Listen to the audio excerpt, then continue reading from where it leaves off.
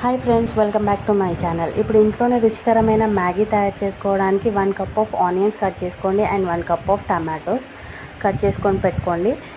దాన్ని స్టవ్ అనేది ఆన్ చేసుకొని ఒక గిన్నె పెట్టుకోండి. గిన్నెలో మీకు కావాల్సిన క్వాంటిటీ ఆఫ్ ఆయిల్ పోసుకోండి. సపోజ్ నేనైతే 3 మెంబర్స్కి చేస్తున్నా, సో దానికి సరిపడేంత క్వాంటిటీ ఆఫ్ ఆయిల్ని పోస్తున్నా. ఆయిల్ అనేది వేడవ్వాలి, సిమ్లో పెట్టుకొని వేడి చేసుకోండి. కొంచెం వేడయిన తర్వాత మనం కట్ చేసుకొని పెట్టుకున్న ఆనియన్ పీసెస్, అలాగే కట్ చేసుకొని పెట్టుకున్న టమాటో పీసెస్ 2 వేసేయండి. అండ్ ఆల్సో కొంచెం పసుపు వేసేయండి. పసుపుతో పాటు కొంచెం ఉప్పు వేసేయండి. టేస్ట్కి సరిపడేంత ఉప్పు వేయండి.